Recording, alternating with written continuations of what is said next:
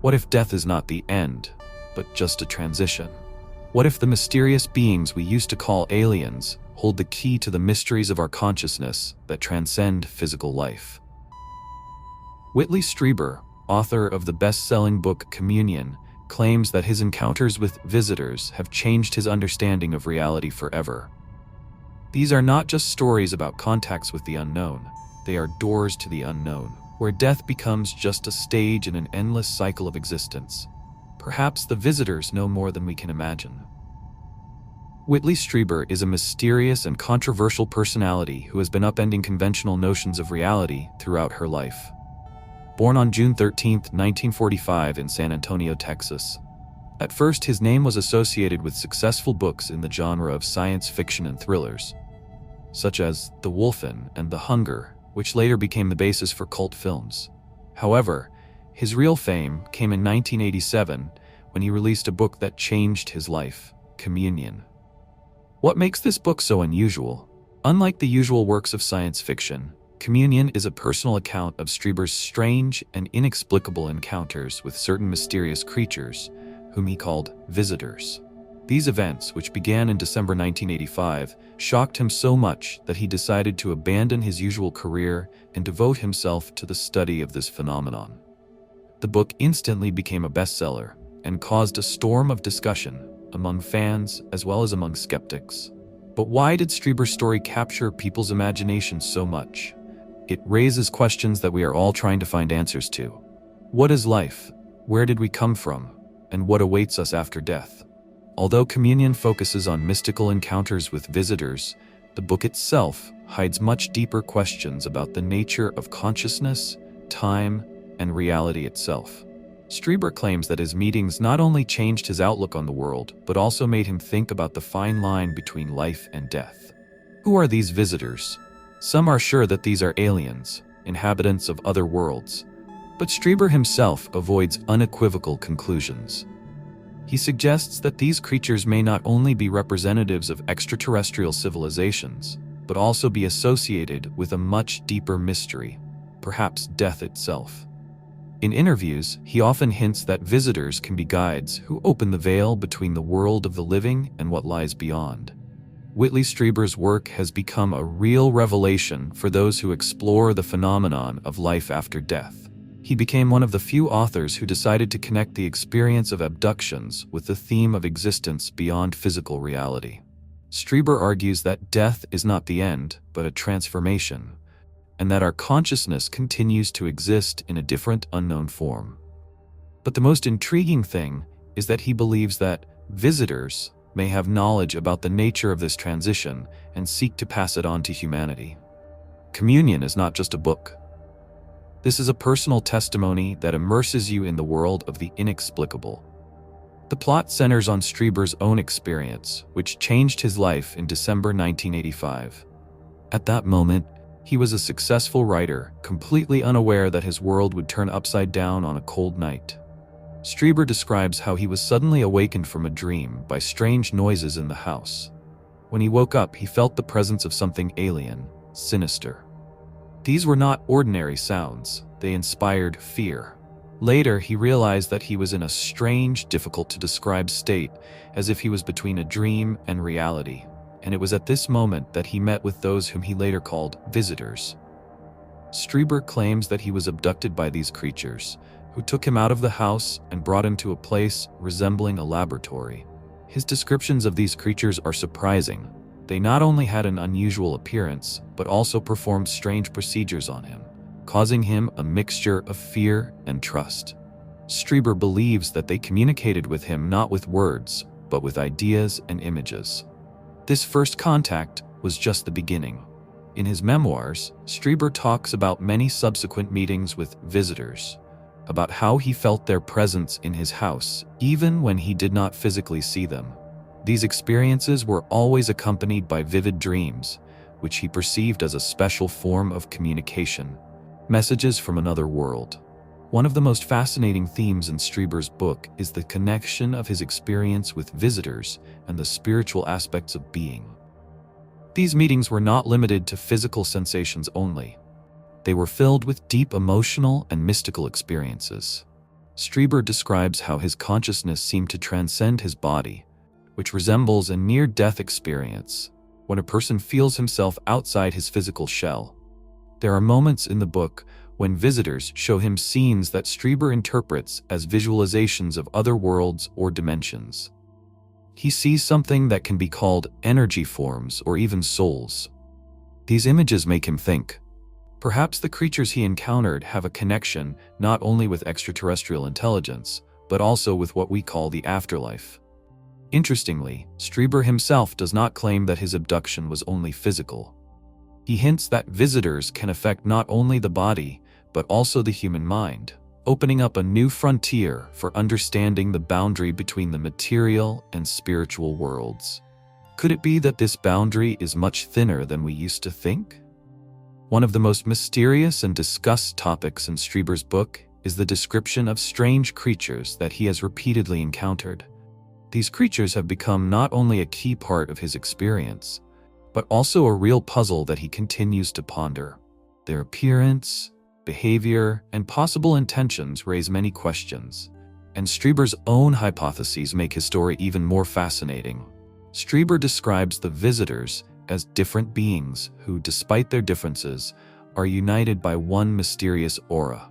He most often encountered two types. The first type is short creatures with huge eyes, resembling the gray aliens that have become a symbol in popular culture. These small creatures with almond-shaped eyes, thin bodies, and disproportionately large heads often performed actions resembling medical experiments. They behaved as if their goal was to study the human physical shell. The second type is tall, thin figures with angular facial features. Their behavior was more restrained and meaningful. According to Strieber, these creatures radiated an aura of knowledge and power, as if they were guides or observers whose presence inspired awe. In his descriptions, Strieber focuses not only on the appearance of the visitors, but also on how they affected his emotions. He repeatedly emphasizes that his every encounter with them was filled with a mixture of horror and a strange sense of trust. These creatures, according to him, communicated not with words but through images, thoughts, and emotions, which makes their nature even more mystical and inexplicable. Despite the fact that the appearance of some visitors resembles the classic image of aliens, Strieber avoids making categorical conclusions. In his book and interviews, he puts forward an exciting hypothesis. Perhaps these creatures are not aliens, but inhabitants of other dimensions or even forms of existence that we are not yet able to realize. Strieber suggests that visitors can move between realities, existing outside of our usual concepts of space and time. He describes them as entities that are possibly connected not only to our physical world, but also to our consciousness. Some of their actions make him think that they understand human nature much more deeply than we do ourselves. One of Strieber's most intriguing ideas is the connection of visitors with the afterlife.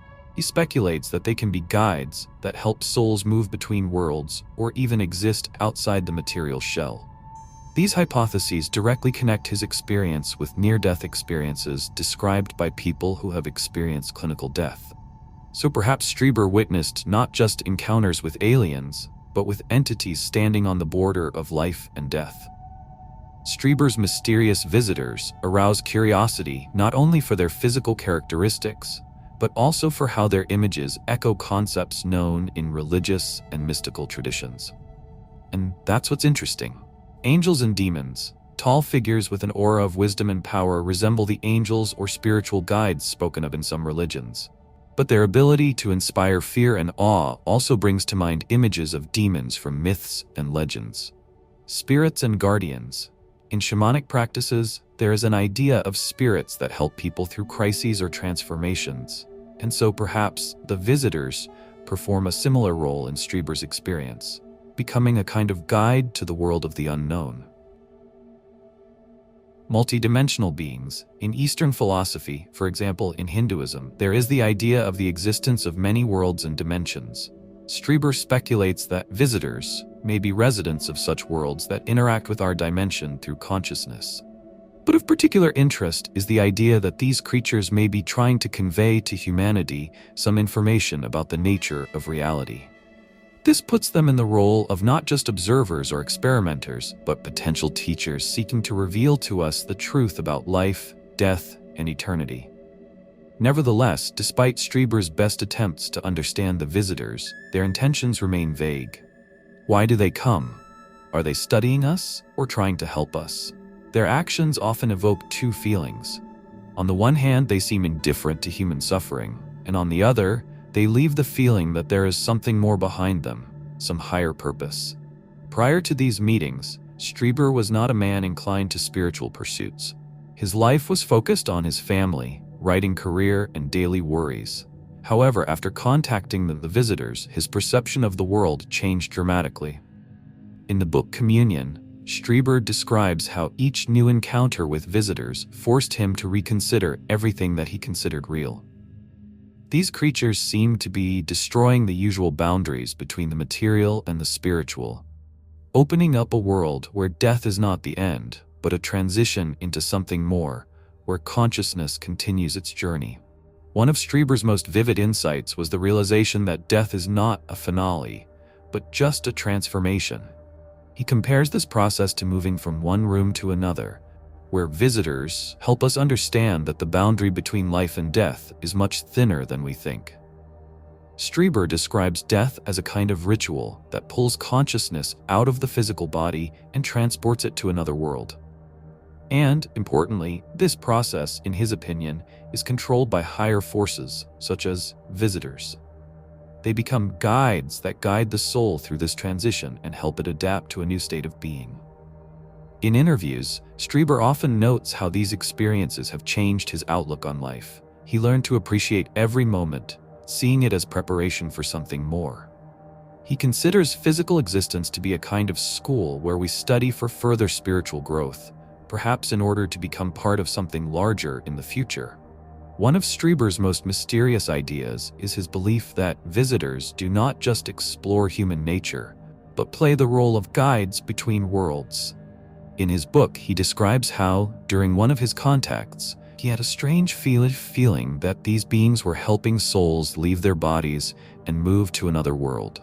This feeling was accompanied by vivid visions of the light and a sense that Strieber recalls how in those moments, he felt both fear and peace, as if he were on the very border between life and death. He even described scenes where he saw himself hovering over his own body, watching what was happening from the side, which resembled classic near-death experiences, but with the difference that there were always visitors nearby. These mystical experiences caused a wave of skepticism in the scientific community. Strieber's experiences, which he interprets as encounters with visitors, have attracted the attention of researchers ranging from neuroscientists to psychologists. But the question that is at the center of all discussions is, which of these is reality and which is a product of imagination? Skeptics who study the phenomenon of alien abductions often offer rational explanations, referring to scientific processes. But what if reality is much more complicated than we think? One of the most frequently put forward arguments is the phenomenon of sleep paralysis. This is a condition in which a person temporarily loses the ability to move when waking up or falling asleep. It is often accompanied by a feeling that someone is nearby, or visions of strange figures. In Strieber's case, descriptions of visitors who appear at night can be interpreted as a classic episode of sleep paralysis. But sleep paralysis is also often accompanied by suffocation, a feeling that Strieber himself mentions in his stories about abductions. But there is another view. Some researchers believe that his experiences may be the result of hallucinations caused by severe stress or psychological trauma. In the 1980s, when Strieber encountered visitors, he was absorbed in his work, under pressure from his career. At such moments, stress can cause such realistic hallucinations that a person begins to perceive them as real reality. The influence of subconscious processes is also possible. Psychologists suggest that the images of visitors may be the embodiment of archetypes hidden in our collective unconscious, as Carl Jung said. These archetypes, representing supernatural beings, may explain their ubiquitous presence in myths, religions, and culture. But perhaps there's another factor behind all this: Cultural influence. Some skeptics believe that science fiction and movies could have left their mark on Strieber. As a writer, he was immersed in the creative environment, and it is not without reason that critics wonder whether his own fantasies could have penetrated into the perception of reality, blurring the line between fiction and truth. Despite all the criticism, Whitley Strieber continues to insist on the reality of his experiences, and his arguments are sometimes so convincing that they command respect from even the most ardent skeptics. He claims that his contacts were accompanied by unexplained physical phenomena that cannot be attributed to hallucinations. For example, the marks on the body are thin scars and marks that, as he claims, could not have appeared under normal circumstances. But that's not all. Strieber talks about how he sometimes lost track of time. Hours, and sometimes days, seemed to disappear, and he could not understand what was happening in that interval. Even more convincing is the fact that Strieber was not alone. In some cases, when he had meetings with visitors, there were other people nearby. They also witnessed strange phenomena, unexplained sounds, bright flashes of light. This makes him believe that everything that is happening could not be just a product of his imagination. The complexity and sequence of his experiences also give no reason for doubt. Strieber emphasizes that his meetings were so detailed that they do not fit into simple explanations of psychological phenomena. Each event had its own meaning and was not accidental. But perhaps the most amazing thing is the transformation Strieber himself has gone through. He claims that these meetings changed his life on a deep level. He became more focused on spiritual issues and revised his views on life and death. And his work, he says, has acquired a new, deeper intensity. Strieber believes that his meetings with the visitors not only opened up new horizons for him, but also led to a personal spiritual revolution. Can contacts with visitors give us clues about the nature of consciousness and the afterlife? Despite the skepticism of most scientists, stories like the one Whitley Strieber experienced are thought-provoking. Some researchers see hidden hints in his experience about how our consciousness interacts with reality, and that perhaps it is able to exist outside the physical body. Strieber's experiences are remarkably similar to those described by people who have experienced near-death experiences. Vivid visions, a sense of oneness with the world, and encounters with unusual entities all point to the possibility that consciousness can live independently of the brain. What if these phenomena are not just illusions, but real experiences that open up new boundaries for us? Some physicists and philosophers have put forward a bold hypothesis that stories about visitors may be related to the existence of parallel worlds. What if these creatures are not aliens from other galaxies, but representatives of dimensions that intersect with ours only in rare moments? This raises the question of how thin the boundary between the material and spiritual worlds is. Strieber's story encourages us to explore how our brains form an idea of reality. Maybe his experience is not just a figment of imagination, but proof that consciousness plays an active role in creating and perceiving our world. And the more Strieber reflects on these events, the more clearly he realizes that his consciousness is not limited to the physical body. Perhaps the mind is something much more universal and eternal than we could ever imagine. In his books and interviews, Whitley Strieber often emphasizes that our physical body is just a temporary shell necessary for existence in the material world. He describes how visitors seem to be able to interact directly with his mind, bypassing the senses. These moments were so real that he began to doubt that consciousness even depends on the brain. Strieber is sure that the mind is an energy that can be preserved even when the body is dying. He recalls how, during one of the contacts, he felt his consciousness leave his body and move to another dimension. He was observing his physical body as if from a distance. These experiences strongly resembled classic near-death experiences, where people describe leaving the body and encountering mysterious entities. For Strieber, visitors have become symbols of beings who understand the nature of consciousness much more deeply than we do. He believes that they have the ability to manipulate consciousness, revealing its true potential. In their actions, he saw the key to unraveling how consciousness exists outside the physical body. Contacts with the visitors led Strieber to a new perception of death. He he stopped perceiving it as the end and began to see it as a transition into another form of being. Death, according to him, is the moment when consciousness is released from the body and enters a new stage of existence. During one of Strieber's visions, he saw glowing creatures that could be the souls of the dead or inhabitants of the afterlife. Strieber is sure that his meetings with the visitors became a kind of preparation for death. Their presence opened his eyes to the inevitability of this transition. And although some of their actions caused him fear, he realized that death was not a horror, but a natural transformation. These meetings were not only lessons, but also a reminder to learn to accept this inevitable process.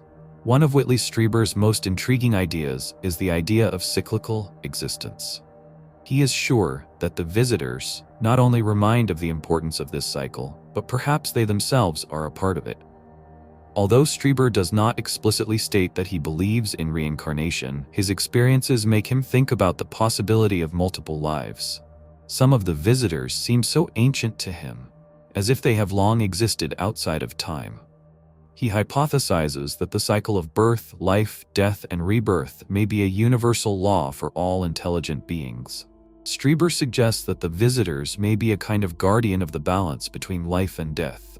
They come to remind us of the fragility of life and that death is just the next stage of the process, not its end. Perhaps their mission is to impart knowledge to humanity that will help us understand our place in this endless cycle. Strieber describes the moments when the boundaries between the material world and the afterlife dimension became almost elusive. He suggests that visitors have the ability to move between these worlds, connecting physical reality with the spirit world. His story has left an indelible mark on the perception of the phenomenon of abductions and the afterlife. Before the publication of the book Communion, alien abductions were perceived as sensational rumors.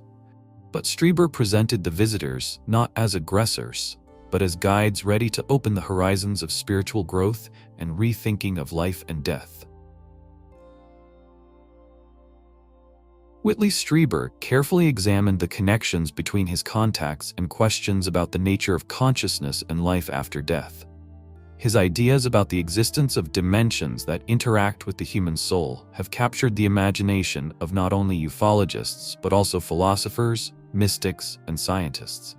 This approach has not only expanded the perception of the abduction phenomenon, but has also turned it into something more: a bridge between science and spirituality. Despite the barrage of criticism and accusations of fantasticism, Strieber has resonated with thousands of people who have experienced similar phenomena. His works have become a kind of platform for discussing mysterious phenomena, combining science, mysticism, and personal experience into a single whole. His influence has spread far beyond books. They have inspired films, TV series, and research, and Strieber's ideas have resonated in neuroscience, quantum physics, and philosophy. Strieber proved that exploring the unknown requires not only courage, but also a willingness to reconsider everything that seemed obvious. He left a legacy that continues to inspire those who seek to unravel the deepest questions of existence. His reflections on visitors and the nature of consciousness raise questions that go beyond the usual notions of reality and life after death.